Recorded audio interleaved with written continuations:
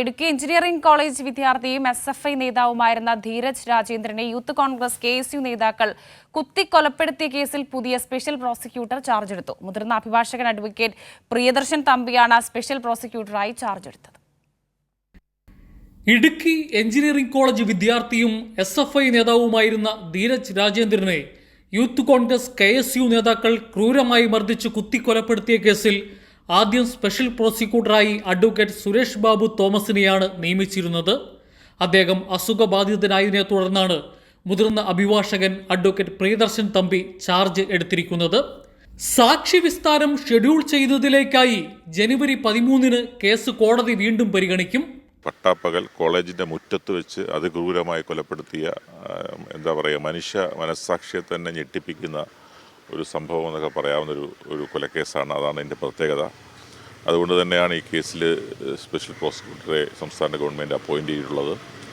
അപ്പോൾ ഈ കേസിൽ ഇനിയും ഇതിൻ്റെ DNA പരിശോധനാ ഫലം കൂടി ഫോറൻസിക് ലബോറട്ടറിയിൽ നിന്ന് വരാനുണ്ട്.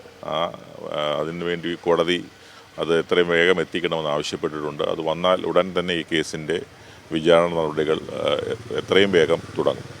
സ്പെഷ്യൽ പ്രോസിക്യൂട്ടറായി ചാർജ് എടുത്ത പ്രിയദർശൻ തമ്പിയുമായി ധീരജ് രാജേന്ദ്രന്റെ പിതാവ് കൂടിക്കാഴ്ച നടത്തി. അദ്ദേഹത്തിനൊപ്പം CPIM ജില്ലാ സെക്രട്ടറി CV വർഗീസ് അടക്കമുള്ള നേതാക്കന്മാരും ഉണ്ടായിരുന്നു.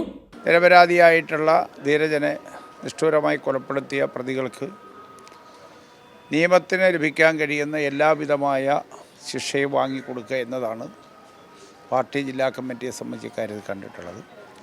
അതിൻ്റെ അടിസ്ഥാനത്തിൽ കേസിൻ്റെ നടപടിക്രമങ്ങൾ ആരംഭിക്കുന്നതിനെ സംബന്ധിച്ച് ധീരജൻ്റെ അച്ഛൻ്റെ കൂടെ സാന്നിധ്യത്തിൽ പ്രോസിക്യൂട്ടറുമായി കാര്യങ്ങൾ ചർച്ച ചെയ്യാനാണ് വന്നത്. കേസിൽ 8 പ്രതികളാണ് ഉള്ളത്.